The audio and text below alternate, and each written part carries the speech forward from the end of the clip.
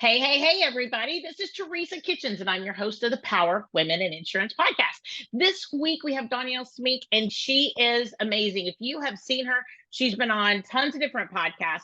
She is the owner of Canyon Lands Insurance out of Arizona, but she also is the head of an amazing organization that brings markets to people called CLI. But wait, it gets better. She also is the coordinator of WIISE, women in insurance. My brain's not even working. She's got a workshop coming up here in Arizona for celebrating women in the insurance space and talking about so many things. We're going to talk about that. I'm going to just tell you a little bit about that, but she's going to tell you more. And then she even has a brand new podcast called Declaration of Independence podcast. So she is out there doing all the amazing things, influencing people, and really making a difference in our community. So Dawnyel, thank you so much for coming, and I appreciate you being on the podcast today. Yeah, thanks for having me. And actually, you inspired me to do the podcast. And so you're an inspiration for me. So thanks so much for being a trailblazer as a female, in that arena. Well, you are so kind, and I appreciate that so much. And I know we've had so many really good conversations, both online and in person, because we kind of run in a lot of the same circles. But one of the reasons that I reached out to you to be able to have you on this podcast is because you wrote a beautiful article about how to be able to encourage women to be able to really step into their power in the insurance industry. And I thought, you know what, that is exactly what we are trying to be able to accomplish here on this podcast, is that whatever women want to be able to do in the industry, whatever it is, whether or not it's with, the corporate side of the world, the agency side of the world, if it's in claims, if it's in finance, if it's in whatever it is, we want women to be able to step up and be able to achieve everything that they want for their career, for their families, for their agency, or for the company that they work for. And you wrote a beautiful article on that. So I wanted to start off with that a little bit. If you could tell us a little bit about you and why you're so passionate about this topic. Yeah, absolutely. I've been in the industry over 2 decades. I was captive before, went independent in 2004. I bought the group in 2008. And in 2016, we started WIISE, Women in Insurance Sharing Empowerment. And the goal was to have a group that involved men and women. And men have been a big part of my career, and I call them minifactors.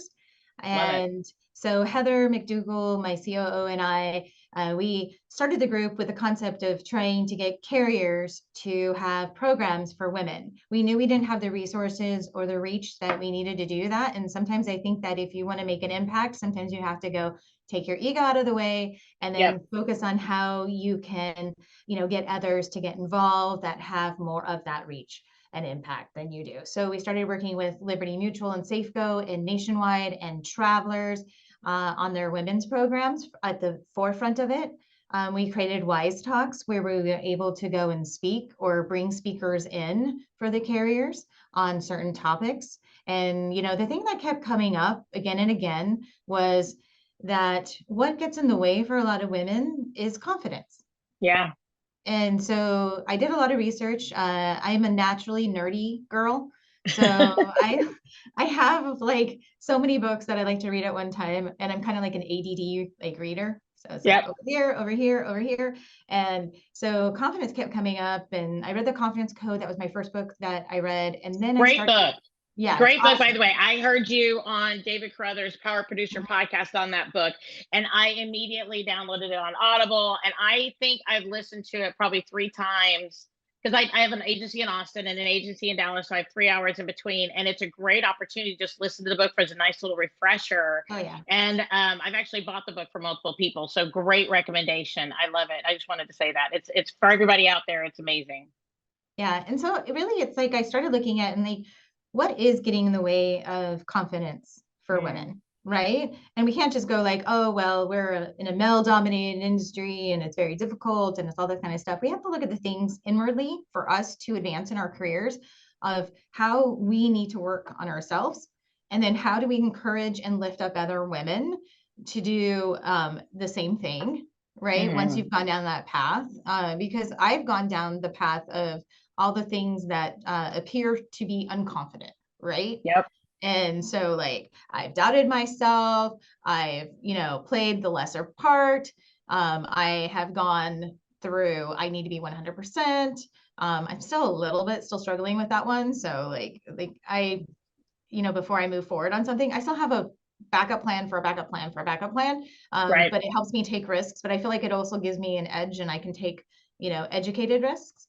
Hmm. Where other people who jump into a risk without really fully understanding that risk, I appreciate their confidence in doing it, but they have a lot more pivoting that they have to do than I feel like I have to do when I make those decisions. So I feel like I'm sort of getting to almost the happy medium of it, where I can be 80% and then move forward instead of having to be 100%.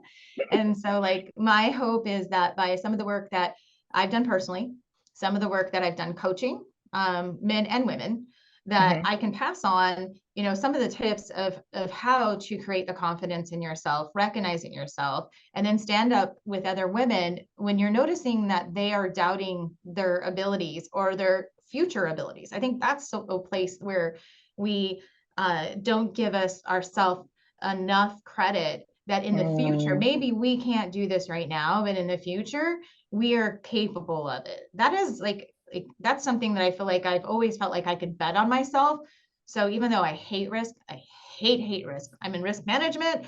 And so, but I was always confident that if I took a risk, that I would bet on myself. And I think Mm. some women haven't gotten to that point. So if we can teach them like, hey, like I'm the best risk, that I can ever take is betting on myself, and then showing them how to do that, the risks become easier through the years as you make them and you feel more and more confident. It's like a snowball effect.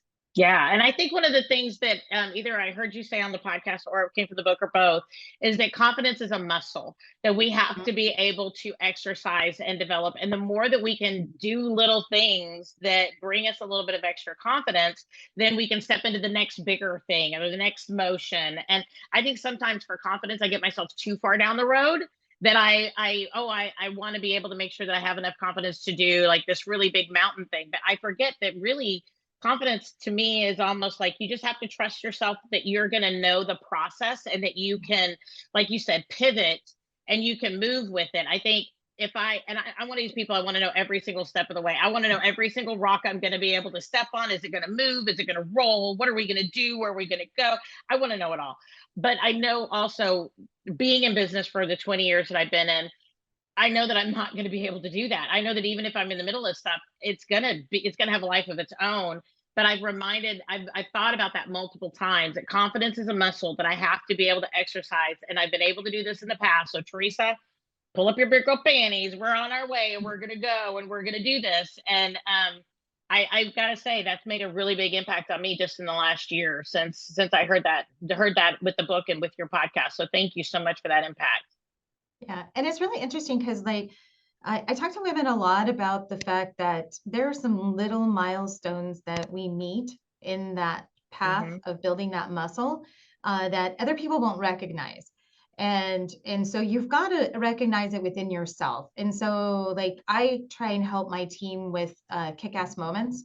If I see somebody's confidence like waning, I say at the end of the day, I want you to tell me one thing that you kicked ass at today, even no matter how small it is.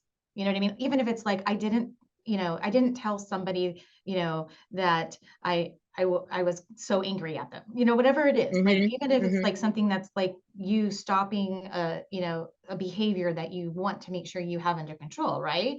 So and then changing that habit. So I do that a lot with our team. And it was really interesting because yesterday we had our Arizona mastermind for our agencies here. And one of the gentlemen, I was talking with him, and he won't mind. He's like my brother, so I can put this out there. Um, you know, he was talking about like, he's like, well, I really hope, it made a difference for everybody because he was the guy that initiated it for us, right?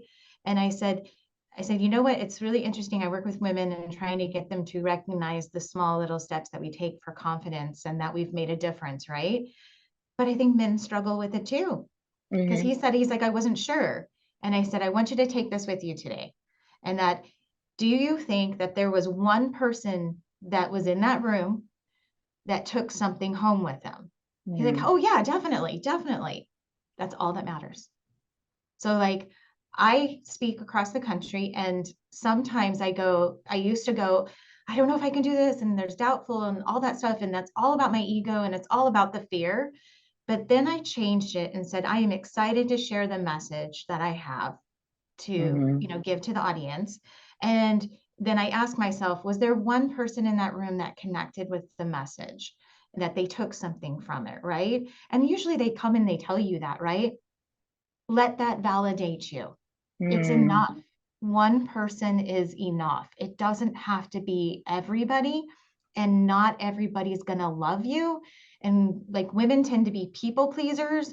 And so Yep. we will jump all over the fact of that one hater, Yep. and we will embrace that one hater. Well, just embrace that one person that you did the impact instead, and just make that Mm. shift. And I think it makes Yeah. it easier to take some risks and do stuff that is really, really scary if you embrace the one person on the positive side instead of embracing the one person on the negative side.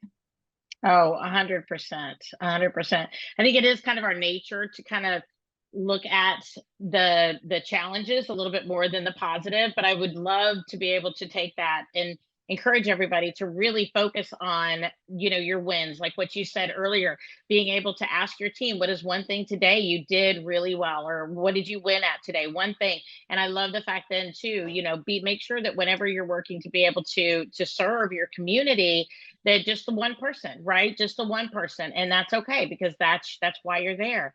Mhm. And we don't have to be the speaker that has the 8,000 people around them, right, at the conference, but I think sometimes we walk out of our meetings or out of our things, we're like, oh well, that person over there has, you know 532 people in their line and I've got like four, but the reality is, think about the impact you can have with those four, and the how far that's going to go, because the depth of the conversations that you can have with them, and all of that. And just being willing to serve. I think every service opportunity is different too, and just to remember that we are there to serve. We might be, the one thing we say might be internalized by somebody, and they might really be triggered by it, like on the way home, and they start thinking about it. It's something that sometimes it needs to settle, sometimes it needs to mull, and it needs to Mhm. grow a little bit to really be that impact. And we can't always gauge it just from that moment, or even that afternoon, or even that week, because there's a lot of things that I don't share with people that they make an impact on me, and I probably should do more of that. But counting our wins, I really love that. I love how you talk about just really being positive and counting your wins on that. And I think, like you were talking about being an advocate, I'm going to grab this over here real quick, um, and make it easy for you to be an advocate and show people. I have these cool cards that Tabitha made for me. And like this one says, wow. And it says, thank you for being you on the back. And it has my information. And then we've got like, hello, rock star. And it has, thank you again. And then, it says, you are what making a difference looks like. So Oh, I I have love these that. next to, and there's like a whole bunch of different ones we picked. I have them next to me at my desk. And so it's really easy for me to just grab it, write the person's like a one sentence on here, right? Mm. Hand it over to my team and go, I need you to mail this to this person and send it out, right? So showing people that they've made a difference and they in your life, you've got to make it easier for yourself. It's kind of Mhm. like for working out for me, like I travel like a maniac. So then like I'm always like, well, I don't work out as consistency because I travel. And I'm like, okay, that's just some excuses, right? Mhm. So now I'm like, okay, here's the schedule, here's the plan. If the plan goes off base, I have a workout bag now that has a variety of different outfits in it that's ready to go with me all the time, so that I can fit working out into my schedule. And so I try to really do that and make it easy. Same with like showing people that they make a difference or that you appreciate them. Mhm. Make it easy for yourself if that's something that you want to do and impact other people, in a positive way, and show them that, because it makes a huge difference. I know Yeah. when people send me things, or if they, take the time to send me an email and tell me how that impacted them. I mean, it makes me feel like wonderful, right? And so like we can do the same thing for other people. we just are human beings that start getting into the daily minutia of things that, like, working out doesn't become a priority because we're not making it a priority, and appreciating people, just make it easy for yourself. Like, Yeah. make it like cheat proof, kind of Yeah. like, clearing out your weakness foods. Like, I should not have chips and salsa in my house. Like, that's going to go bye-bye. I can have Yep. candy. I have no problem with donuts, candy, that kind of stuff, but you give me salty goodness like with salsa, and that's like going to go bye-bye. So same thing Yep. Very with quickly. making an impact. Make it easy on yourself, to be able to share that with other people. And I just know that's helped me a lot this past year, is being Mm. able to do that.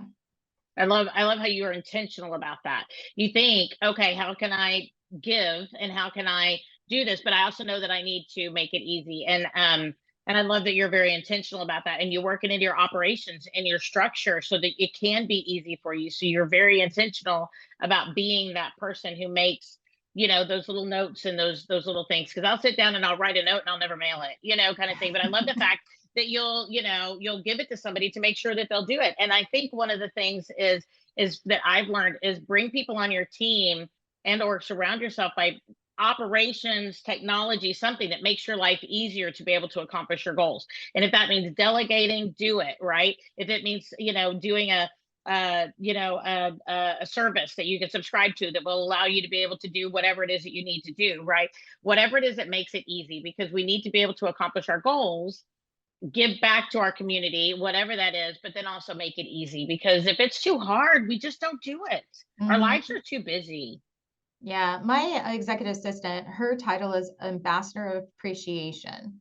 Oh, So I her like that. job is to make sure that we are, and including myself, that we are appreciating each other, that we're appreciating the people that we serve.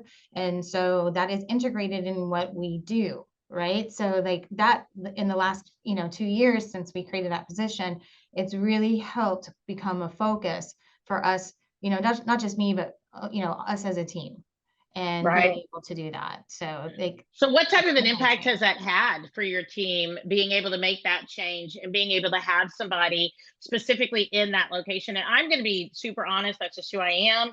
I am not a gift Mhm, person. I mhm, always appreciate when I get gifts. I love gifts. Like when people give me gifts, I'm always like, oh my gosh, you are so thoughtful. Because honestly, I'm just such a train. I get up in the morning, I'm like, boom, boom, boom, boom, boom, boom, boom. I will go until I fall over on the couch, and then I beg my husband to bring me water or a glass of wine, whatever the type of day is. But the reality is, until I just fall over, I go hard. And I don't, because gifts are not my love language. And I am a lot more, I'm not a big word of affirmation person either. mhm, Like if somebody says thank you, I generally go, oh, you're obligated to do that. Like, I don't know why, but in my mind, I don't give it the creed it really should give it. But when people are really authentic about saying, hey, thank you for this, this really impacted me. And it doesn't have to be anything that really touches me. mhm. It really, really does. But I love that you are so intentional about making that a role and a specific person who I'm sure that the gifts of appreciation, verbally, physical, those things are probably that person's passion, and you probably found just the right person to do that, and you found a way for you to make it easy for you guys to work together in that. But Mhm. what type of an impact have you already seen that make on your team and or your community? So we love you Wednesdays, and the thing is if it's not something that's easy for you to do on a continual basis, you can plan it for the whole year. So we have one Okay. Wednesday a month that we pick that we're appreciating our team. And so there are various different types of things that we do. So some of them are really simple, like we just did St. Patrick's Day. So we Hmm. had a scratcher and it says, we're lucky to have you. And then one of our team members won $100. Oh, wow. Right? So that's fun. It kind of perks up the day, makes it different. So everything's really different. We have with our team, we have give to get. So if they are volunteering, whether with us on the things that we do as an organization, or if they volunteer on their own, the hours that they volunteer, they get to have those hours off anytime that they would like to. Oh, nice. Yeah, so we have that, and that's about appreciating our community and getting out there, but also understanding, that we're gonna support them in that. So that's been a part of what we do. For our clients, we have we focus on Thanksgiving instead of Christmas, Right. because not everybody celebrates Christmas. Yep. And so everyone can celebrate being thankful. Mhm. And so we're not necessarily celebrating the whole traditional what is Thanksgiving thing. We're celebrating Right. the concept of being thankful. And so we Right. pick, we appreciate our top clients and then we send them something special. So it's Mm. not all our clients, but then we do send out like a fun little thing to them that shows them that we appreciate, all our clients. So we do that. And the same with like our agencies, we'll send them something. Um, and then like for me, with our agencies right now, I'm doing quarterly challenges with them. So sometimes showing appreciation could be, pushing people to Hmm. get out of their comfort zone, and that you appreciate them as a person and their capability of who they can be in the future again, right? So like our first challenge was I gave 10 scholarships to Darren Hardy's programs, Oh yeah. productivity and fast pass to our team members, our agencies. And so it was like within like a couple of hours, like those slots had been filled. Right. So it Wow. was about investing in them. I was investing in them and their personal growth. And then this year this quarter, I've challenged them just yesterday, actually, to invest in themselves and others and then share it with us, and gave them some examples of things that they could, invest in. And then I have some ideas for the third and the fourth quarter is how we're going to challenge them. So showing appreciation can come out in a variety of different ways. Everyone has a different love language. Hmm. And some people like you said, words of affirmation are important. The gifts are important. Knowing the love language of your team is really interesting, Yeah. because we have a list already of all of our team members when they come on. When we do the onboarding, we have a list of a survey that they take of all like the little things like their favorite color and Hmm. what is their favorite restaurants and what are some hobbies that they have. So then we have all of this stuff already stacked up, so like for their anniversary and their birthdays, we know exactly what they would, if we would get something tailored to them. I love that. And it helps them feel like you've listened to them, Hmm. that you know them individually and that you listen to them individually. And I think that's really important for connecting with people, because people want to be seen, known and heard, right? They want to be seen and they want to be acknowledged as an individual in our team. So I think sometimes it's always really good to be able to do kind of a blanket gift to your entire team, but it's also super impactful to be able to make an individual contribution that really says, I know you and I see you. And I love that you guys have that favorite things document, or so that you can pull that out to be able to really not only do the big things or the group incentives, but then also be able to do really personal types of touches as well. Yeah, and I was recently listening to Brene Brown's Ah, podcast, love and her. she had like Simon Sinek on it, and they were talking about belonging. Mm, With us being so connected through technology now, there is still that sense of belonging that is needed. hmm. And so we can do it through technology, but person to person is most effective. And so it's like, how do you truly connect with people? Right? Like we were talking about going, deep and having those four people that you connected if you spoke, and the other person has this really long line. Well, I would rather have the four and go deep and know that Yeah. connection that I'm having is sincere, it is real, it is impactful, than having a whole bunch of it wide and people being more fan base. And so Hmm. right now that sense of belonging is being watered down because we are trying to go so wide with things that we forget that it's more important for our souls and our sense of belonging to go deep. And so like Hmm. I'm trying to like really focus on like if I choose to connect with you and you're like one of my peeps, right? And like soul to soul, I'm like, let's go deep. Like I don't Hmm. need to go wide. Like a lot of people like, oh, everybody, you have so many friends. And honestly, I have a lot of people that are not friends, but I do have a lot more friends probably than most people. I definitely have more friends than my husband. He would tell you that for sure. Um, but but make sure if you do meet somebody that is just, a colleague or, somebody that you just know lightly, but then you want to go deeper with them, choose to go deeper with them, make it Mm-hmm. a priority, and figure out how to make it easy for you to make a priority. So mine is that I use technology to help me. I have a system, Basecamp, that I have people in it. And I am able to say, my friend Lynn is in that, and I want to have lunch with her at least once a month. And so I have it in there so I can make sure I'm scheduling it, or Danny's scheduling it for me, and then I am being a good friend. It looks really weird to the outside world sometimes because like all of my friendships are like they're in a system and I put notes in there so I don't forget the things that are really important about them right now, but also Mm-hmm. things that are coming up, Yeah. right? So I can recognize it. And it's not that I don't listen when I do it, and it may occur to me later. But if you really want to go deep with people, then really listen, Mm-hmm. take some notes. It's okay to take some notes because we have so much going on. Our heads are filled with so much stuff that it's Yes. hard to, it's not that you don't care, is that it just doesn't become a focus. And Mm-hmm. so like I'm really like, how does going deep look like? Right. Mm-hmm. And going deep sometimes looks really nerdy and it looks very like unemotional. Sometimes it just does. Who Well, wants to know but you're on my to-do list? Like I'm checking you off. right, That's not what I'm right. doing. I'm not just checking you off. I am trying to intentionally make sure I've listened, I've notated it, I am looking out for something in the future Yeah. that's important to you so then I can be a good friend to you. And then I'm doing that because especially as being business owners or people that are in leadership, we just keep going.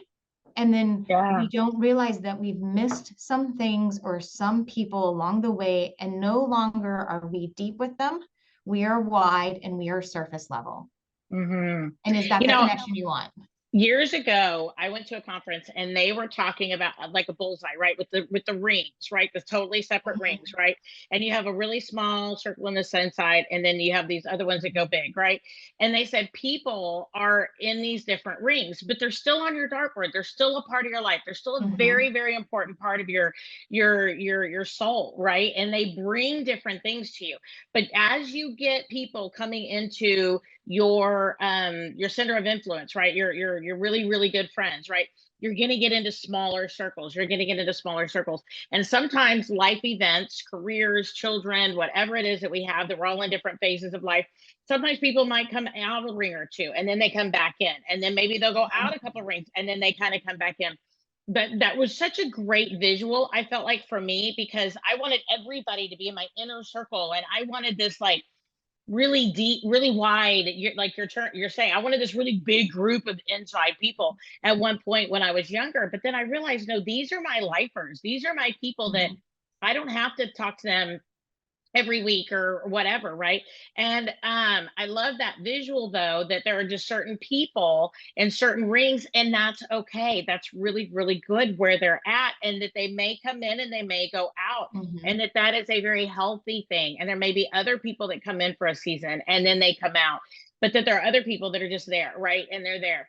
And I love that you have been intentional, because those people that are your people that are get smaller into your inner circles, they know your life, they know your speed, they know your team, they know your intentionality, and they can appreciate that, right? I mean, if they can't appreciate that you went out of your way to actually create the concept, that you want to be really present for them and be there for them and love on them, then those are your people, because they appreciate that about you. If they don't appreciate that or whatever, then maybe they're on your outside circle, right? They're people maybe that don't know you as well. And I think we need to give permission for people to say, hey, I need to love on people the way that is best for how we love on each other, based on our own personalities and how that kind of mixes. And if people don't love it, that's okay.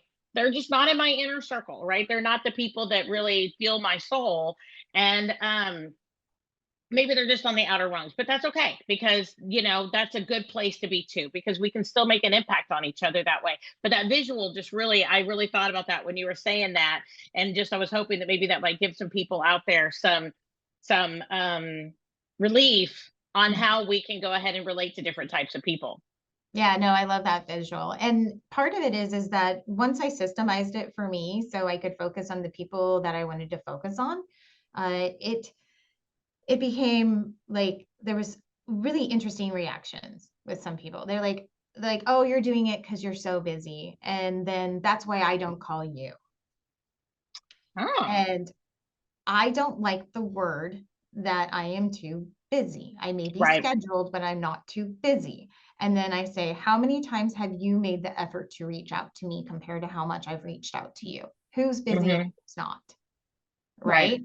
And so I push back on that because the word busy has now become the excuse of why we don't do stuff. Yep. Right. So I schedule it so that even though my schedule may be packed, I am not too busy for that person to be Yep. there for them. And so, you can count on me to do that, right? And so sometimes I think the people that push back sometimes with that is that their pain point for them is, and they don't necessarily come out and say it right away. Usually I have to kind of get it out of them, is Hmm. that honestly, they're not making the same effort. Right. That's all guilt. That comment Hmm. is all guilt. I haven't Mm. called you because I think you're too busy. So it's not the truth, right? So if we're Yeah. using the word busy, what type of truth are we trying to bury when you use that 100%. word? So I'm really conscious of the word busy. When it comes out of my mouth, I'm like trying to like swallow it back in and go like, Yep. nope, that's not the word that I need to be using. I need to say either if it's somebody you don't want to have on your schedule, you need to be upfront with them, right? And not say, hey, oh, I'm really busy. I don't know if I'll get to it and all this kind of stuff. And say, like, you know what? I don't think that I want to proceed with this relationship, or, I could schedule you down the road, but right now I have these priorities. Not too busy. These are the priorities that I'm working with, right? And so then you can do that. And then the people that are really important to you, you can tell them, my schedule, right now I can't schedule you in the next week, but you're a priority for me and I want to get you on the schedule so we can get some time together. That is a different Mm. conversation than all the bullshit that we're saying about being busy. It is Yep. hiding from the truth of really connecting with people, or maybe disconnecting. Sometimes you have to disconnect for somebody. So you're like, oh, I'm just going to tell them like, you know, I'll go and see their technology in like 5 months, right? Right. Just call me back in 5 months. Why bother? Is it really going to change in 5 months? Right. It's Right. probably not, right? If it's truly like, hey, I don't have time for it now, in my schedule, but I do want to take a look at it, then that's fine. That's honest. But if it's truly a no, just let the no stand. And that goes back to confidence, is being confident enough to not use the word busy. So I challenge people to not use the word Mm. busy and replace it with what you really want to say. Yes, yes, yes. That way too, we're not stringing people along. We're not constantly having to, the guilt factor. Just be real. Just be honest. Just say, hey, right now, I love what you said. Right now, that's just not in the space of where I'm at, but we can definitely revisit that maybe at a later time. That doesn't mean they're not important. It just means right now in the season, that's not necessarily where I need to put my focus on something, but you don't have a problem maybe doing it down the road. But if it's really not in your wheelhouse, don't drag it out. Like, don't, Mhm. just tell people, and just be honest with them. I love that. I love that. So when you, and I know you said that you've done a lot of mentoring, you've mentored and you've been mentored. Mhm. How do you help people to really grasp a lot of these concepts that we're talking about today, about being authentic, about really being able to embrace courage, about being able to be more scheduled, maybe, or more systematic, more operational? Because I do find that when we do those things, it alleviates us mentally and emotionally to be truly present. It's if I'm Mhm. not systematizing things, if I don't have priorities set, if I don't step up in my own authenticity and in confidence, then I find that I let too many things in. And then I do have kind of a breakdown of my own confidence even further than what I struggle with. I find that by protecting my confidence, I Mhm. am more confident, if that makes sense. How do you help people to be able to kind of step into that awareness? I think what you have to first say is like, how do you manage your life? Tell me about your Mm, personal life and your professional life. How do you manage it? So we start there and they give you clues of how they're organizing their life. And sometimes they just straight come out and just say, I don't know what you're talking about. And then I say, okay, do you have a planner? Is it systemized, or do you just wing it all the time? You find yourself being very late to stuff, or you don't stick with commitments, or you're not true to the things, your goals. Like, I ask a lot of questions. I Yeah. start off with that. And then usually I hand them a planner. And so there's a couple of different planners I like. There's like one that's very female-ish. There's one that's kind of, neutral to any gender. So depending on, who they are as a person, the planner will be different. So a lot of times I'll give that planner to them and go, I need you to start here. Here's the first couple steps I need you to do. And then I give them a warning that, hey, I cannot be more invested in your life than you are. So if you don't follow through on these steps, then obviously you don't care about making the changes that you said you want to make. And I'm very upfront about that. I don't want to waste my time on somebody that, doesn't want to do the things they need to do to make a difference. Yep. And I don't want to do it with somebody that's fighting me either. Right. It's like, it doesn't make any sense. Like, I'm going to go invest in those that are investable. Right. Yep. And so I just tell them, like, I give them one chance if they don't follow through on this stuff. And then I go, are you investable or not investable? Because I'm I love investing, that. you are not. Yep. And just be very, very clear with them. And it's really easy if they're like, well, no, they do all the excuses. And I said, okay, so if you want to hang with those excuses, you are not investable. But how many times are people really clear and really firm on that when they're doing mentoring? They're like, oh, I'll give you a break and I'll do all that stuff. My time is worth more than your bullshit. Yep. So, and your excuses. Because if I owe somebody something, I'm going to make sure I get that done. Yeah. If it truly matters, like, for what I need to do, right? And especially if I'm making an investment on myself, like, and somebody else's too, like, I'm not going to waste their time. But I think too, being honest with them says, hey, we're going to be honest with each other, right? This is not a smoke and mirrors, I mean, this is, like you said, you're investing your time. You expect them to invest theirs, and you expect for you guys to both come to the table. This is not a situation where I need to go babysit you and pull out of you what you're not willing to be able to bring out in yourself.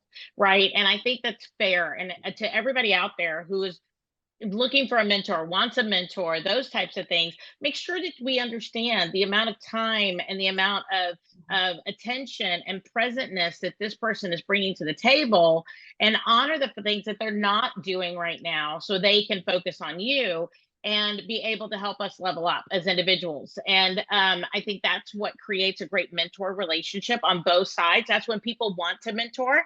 That's when people want a mentor as well, and they have a successful experience. I hear all the time about people who are like, oh, I connected with this person and we were going to go ahead and get together and do some business planning or some mentor type activities. And then it was like, oh, well, they didn't follow through, or I didn't follow, or they were like, well, I had to reschedule a couple times and all of a sudden everything just fell off the face of the earth.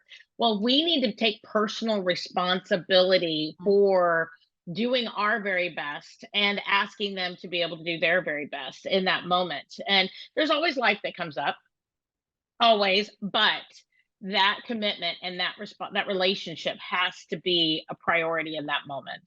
Yeah. And they're disrespecting themselves by not doing the things they need to do, first and foremost. And they're definitely disrespecting the value of your time as well. So it's like, I would always, like, in the past when I would mentor, I was way more understanding of that than before. But I think that also, like, feeds into the fact that I am more confident that my time is precious and valuable, and that I have experiences. And if they would like to, be somebody that can learn from those experiences and what I can give to them and bring to them, they're going to have to respect the hell out of me. Yeah. And so that needs to happen. So that came with time too. So I become a better mentor through the years. And I've been like, I was always like I was a really good mentee because I paid for a lot of coaching through the years. And so, like, I value money. And if I make an investment in money, then I'm just like, okay, you got to show up I'm and you doing got it. to do it. Right. Yep. but it came back to me. And I had a really bad coach one time, and I paid a lot of money for this really bad coach, right? Okay. But she taught me all the things I knew I didn't want to be in the future as a Mm, mentor, right? So that was worth the money. hmm. I could look at it that was a waste of money, whatever. I'd be like, I will never do that to a mentee ever. I will, Love and it. here's how to prevent that from happening, right? And here's what I would do differently. And so I just said that was an investment that was worth the money afterwards. And that's not always easy to look at, right? Because if things don't Hmm. work out, a lot of times we go to the victim side where it's like, oh, well, I Yep. haven't gotten where I needed to go because I had a really bad coach and all this kind of stuff. Mm-mm. You're responsible for where your path is going, no matter what obstacles or things are thrown in your way. And you can decide to make it a learning lesson, and you can remove those obstacles, and then you can Hmm. go more forward in your life. Yeah, yeah. And everything has value. Everything teaches us something. And I Mm-hmm. think that we just need to look for it sometimes, not become, like you said, the victim or, get wallowing, woe is me. We have to look and see. And you were talking about earlier, the wins, right? Look at your wins. What did you accomplish? What did you learn? How did this experience, whether or not it was what we expected or not, how did it make us better? How can it make us better? Sometimes we need to go a little deeper to be able to find out the answers to those questions Yeah. I in mean, certain situations. even with that coach, like the biggest lesson I got out of that was my gut first impressions are really right on.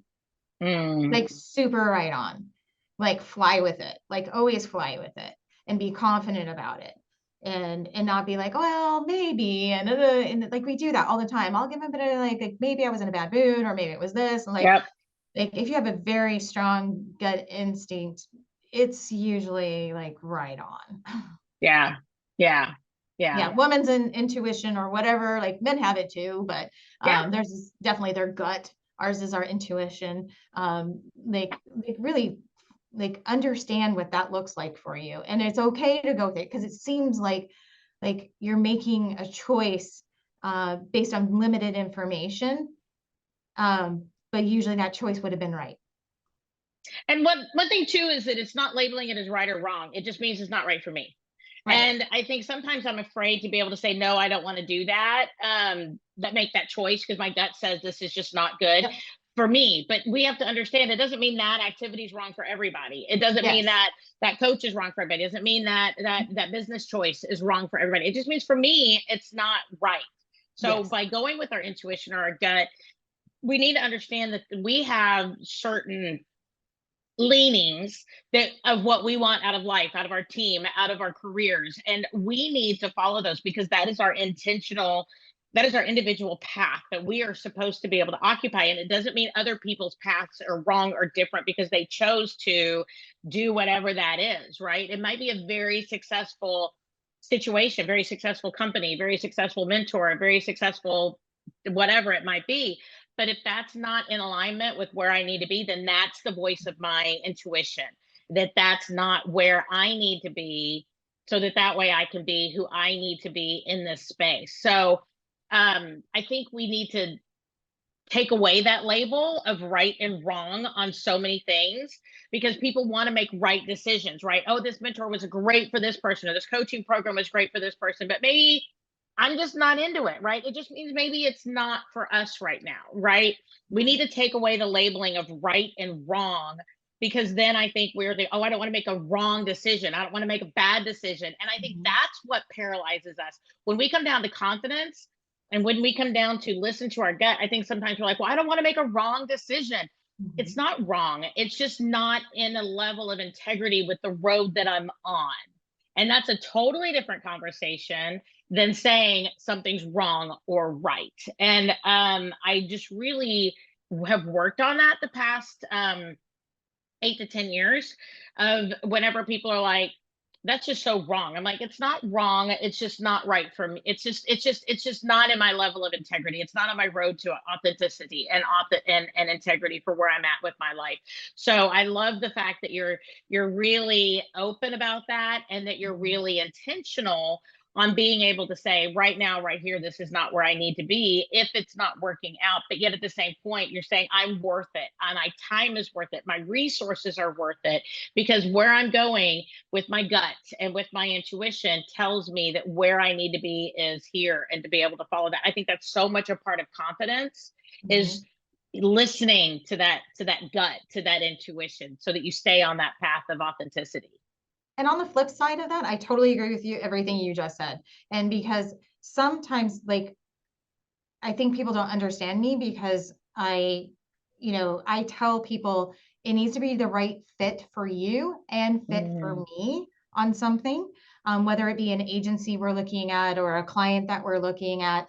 And sometimes our confidence is hurt because somebody says this isn't working for me, which means you're not working for me, right? But hmm it's just not the right fit for them. But that's right. okay. So then what you have to do on the flip side is not take it personal if somebody says that you are not the right fit for them. I never take it personally if an agency is like, I don't think that's CLI is the right fit for us. You know what I mean? Like Right. I'm totally fine with it. I'm like, I want you to be in a good place. And I know you would want, and I always just say out there that that I let people have the intentions of good, right? And hmm so I say, I know you would want the same for me. hmm And so but we get so butthurt because we feel rejected, right? So true. And So but we're not true. being rejected. We're just somebody's just like it just doesn't it's not the right fit. It doesn't mean that you're wrong for everything that you've done ever in your life. I mean, how many times like have we shamed ourselves and told ourselves like, well, they rejected me, so now I'm this. These are all the million Yep. things that are wrong with me now because this one person decided I wasn't the right fit for whatever it was, as Yep. simple as it can be. A client that just said, I think this isn't the right fit for me, and they reject you, as their agent. I mean, we Mm, take it so personally. Um, we my do. first, my first male manager taught me like a great lesson. I did not like him when he said it, Right. and I But it don't think pushed he you. meant, yeah, I don't think he meant it the way that I take it now, which is he Okay. said when I asked him why there was so much turnover, he said, "Some will, some won't. Who cares? Who's next?" So Ooh. I was like, oh, awesome. So I'm disposable. Like that's how I took it in the beginning, right? So Yeah. as I grew, that little voice of that sentence kept going in my head. And then I was like, some will understand me, some won't. Who cares? And who's next? And I started putting it Mm, into context of not feeling rejected. So I took something initially, which was something I felt very rejected by, right? yep. And Yep. then twisted it into a mantra I could say in my head that I could understand and honor what was the right fit for somebody else. I love that. I love that. I just absolutely love that. And I think that's so important for people, because it might be even that a season of a position in an agency, right? That maybe we start off over here, we need or we want to be able to transition into a new role within that agency, right? Or, into maybe a different agency, right? Or to a different carrier or to a different job, right? Within our career. And we have this lifelong path, and we have this lifelong journey from the time that we're born to the time that we pass on.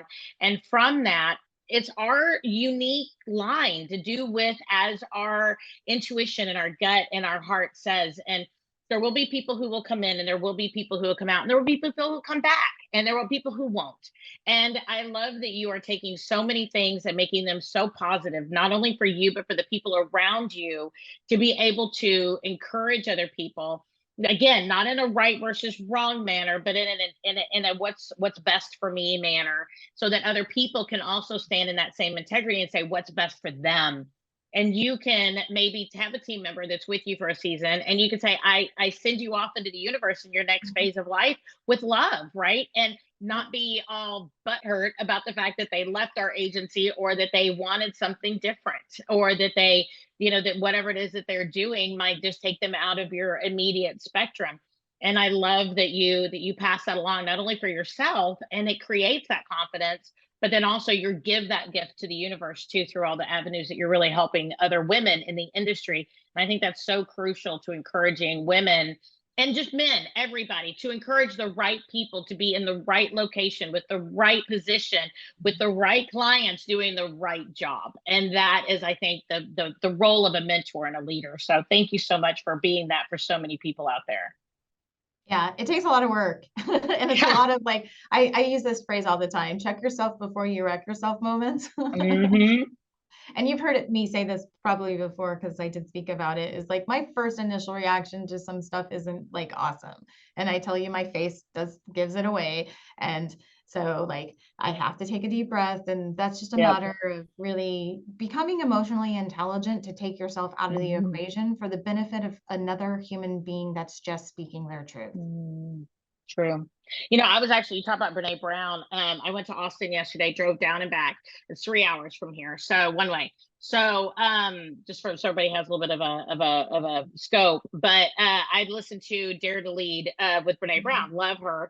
She has a great podcast specifically on she was originally calling them in her Dare to Lead program safe spaces, like we're creating a safe space here. But what I really love is they actually changed that. Somebody actually challenged her on that and said, why don't we call it making a brave space? Because we cannot Mhm. determine what is safe for everybody, and we cannot Mhm. determine if a look or a word, or even when people leave this space, whether or not what happened here is still safe for them when this conference is over, right? We cannot determine the definition of safe for everyone. But what we can do is we can encourage people to step up and to be in their authentic space, to be brave, to be Mhm. able to cultivate safety for other people, to be able to be brave, to be able to speak their truth, but then also be brave enough to love other people's truth. So she really said that they're working on changing a lot of the vernaculars within the program to creating brave spaces. And I thought that was such a great term, that as we go out there, whether or not, you know, whatever it is we're doing in our industry and for our team and for the people that surround us, creating a brave space for everyone to find their authentic space and to be who they are, but then also love other people's authentic space. And I just, that to me just blew me away yesterday. In fact, I think I sent that podcast to like 4 people, like when I pulled over at a gas station, because I was like, oh my gosh, we've had this conversation about how to do it. And it was such a great conversation. So I appreciate you for creating those brave spaces for our community. Yeah. And that's what the WIISE workshop came Mm-hmm. to being. You know, there's all these conversations of things we don't say. You know, we don't talk Yes. about empowerment. Like, what is it? How do you do it? How do you mentor? How do you lead? You know, we don't talk about how men and women show confidence differently. You know, we Mm-hmm. don't talk about mental well-being in the workplace. Do you have a dashboard that can show you, you know, how you're doing or how somebody else is doing, and recognize it when your engine of a person is about to completely explode, right? Mm-hmm. And we don't talk about how to have the right conversations at the right time. And so we created this to have that brave place to talk about it and be able to do it. And when I first started it, and brought it to Heather and said, I think it's time for us to do this, I was like, okay, I'm giving us like less than 4 months to put this thing together. Truly, never have done this type of thing before. And I don't know if people want to go to a conference that, you know, that has this type of feel to it. That's, you Yep. know, and so like what I did was I leaned into a brave place for me. And Mm-hmm. that brave place was reaching out to people like you, and knowing that that was a place where I could, you know, speak my truth, have somebody hear me, understand where I was coming from, support that, but also give me good feedback. I did that with uh, my mentoring group that we have together, my mastermind, and it's mainly a bunch of men. And so like I put it in front of them and they said, if anybody could do this, Dawnyel, you would be the person to do this. And you could bring the message that needed to go out there, and not a place of, you know, when you put yourself in saying, yeah, I'm the person that wants to empower women, you're like, okay, am I going to be like in this box now? Only Right. like this box now? I've done a lot of stuff in the industry that had nothing to do with the fact that I'm a female. So, you know, you just like, you have to go to a brave place. So I love that you said Mhm. that, because for me, it was, I looked at it as a place of people who would give me confidence, but also Mhm. challenge me. And that's Mhm. awesome that you put some words together to what it was that I was trying to do. Is I was trying to find my brave places where I can, feel confident, but feel challenged at the same time. I love it. So, okay, so you do have the Facebook group, which Mhm. is WIISE. I want to make sure that people can go and check that on out and be able to look that up. It's women in insurance supporting each other, correct? Sharing empowerment. Sharing empowerment. So I know sorry. it's a lot of Yes. words. And it works great, but it's WIISE. So I want to make sure people can Yep. look it up that way, as well as the fact that you have a website. You also have a WISE workshop coming up here a little bit. I don't know if we're going to get this out in time. Obviously, I think it's like in 2 weeks, so it's like super fast. It's not, but hopefully, this is obviously something that will be a reoccurring event for people to be able to look up and give us a 2-minute synopsis on what you guys are focusing on for that workshop. It is a place, now a brave place, that men and women can come together and they can speak about the things we don't talk about. I mean, the Mhm. subjects that I talked about empowerment, about leadership, and seeing examples. We're going to have wise women giving quotes that really speak to them and how it has guided their careers for them to take the risks that they've taken. And we're going to have, experts in mental well-being are going to be there too. And so we want to have like I said, it's so important to talk. And we're not really talking authentically. You can go back to the word busy, right? Right. That's a cover for not really speaking our truth. Like, find those words where you're finding that you're not speaking your truth. And that's where I'm pushing people, and Heather's, pushing people to really connect with people. We are Mm, searching for connection and belonging, but we are doing it with all of the wrong words, and we are doing it without really going deep. mhm, mhm. I totally agree. And you also have coming up here, you're starting today your newest project. Tell us a little bit about that as well. Yeah, so the Declaration of Independent podcast, we are going to give a voice to making the independent channel the dominant channel. So my first guest is Tyler Asher, because I really feel like Safeco and Liberty really put it out there that they were going to be the carrier for the independent agency. And I really Mhm. wanted to get the backstory of what that really looked like, and what they were doing and how that came about. That is awesome. Well, I'm super excited to see where that's going to go as well, because I love, of course, we kind of talked about it before. We all get excited about going in the independent industry if people go that direction because they think choices, choices, choices. But then sometimes it gets so overwhelming. And sometimes we need to really kind of remind ourselves and see the beauty in the options of the choice, not sometimes the overwhelmness of the options and the choice. So I love all of that. So, and if people want to reach on out to you, how can they reach out to you so that they can connect with you most effectively? Yeah, the easiest way is actually on my website. It's dawnyelsmink.com. My first name is very hard to spell, so it's DAWNYEL and then SMINK.com. It'll connect you to the books I've written, the groups that we have put together, and some of our resources too. I love it. I love it.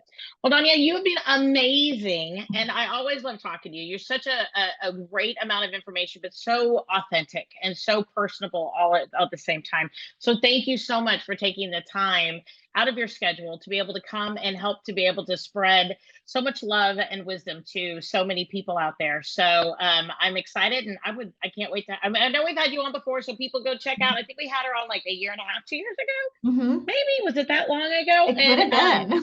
has been a bit. And we were just saying, I think the podcast has been around 3 years now. And I'm like, oh my gosh, it doesn't feel like 3 years, but time flies when you're having fun. So we've already talked about so many different topics. I would love to be able to delve even further in. So we need to put another one on the calendar. And I would love to be able to talk too about maybe even a recap of how some of these things are really evolving for you with the WISE program, the workshop, and some of the cool things that you're seeing out there in the industry. So we're gonna have you back on. I love it. I love it because you're just amazing. So thank you so much for all you're doing. Yeah, thank you so much for being a trailblazer, as a agency in our industry, but especially for women, and just a great example. I am always, like I said, I was inspired by you to do this podcast that I'm doing. So we definitely, it'd be kind of cool. Maybe we continue the conversation over on that side too, and talk I love about, it. declaring our independence as women and I some of love the it. things both of us have done. So that would I love that be idea. a lot of fun too. And so I just really appreciate the opportunity to always talk with you. I always learn a ton, and I could talk to you for like days and days. You're one of I those know. people. I know. I'm sitting here looking at the clock going, I'm sure she has another appointment, but I just have so much else I want to talk about. So I have to curb myself and I have to keep myself, in a good place so that way I don't monopolize your day. Because I'm like, I'm sure she has other things she needs to be doing. But I really appreciate you. And everybody, make sure that you check out our original version of our original conversation that we had two years ago or so with Dawnyel, and all the amazing women that we do talk to every single week, because we talk to another woman every single week of the year. And we have some amazing series out there about books. Right now, we just actually wrapped up a series about overcoming under earning. We've talked about some great Brene Brown books. We've also talked about the confidence code in multiple different venues. We might actually do a specific episode on that now that I'm thinking about it, because being able to level yourself up with your career, who we are, being able to find your authentic voice is exactly what we're all about here at the Power of Women in Insurance podcast. So everybody check us out, give us a review online. It helps us to connect with more women. Share this episode so that way we can get the message out, and everybody will talk to you next week. Everybody have a great week.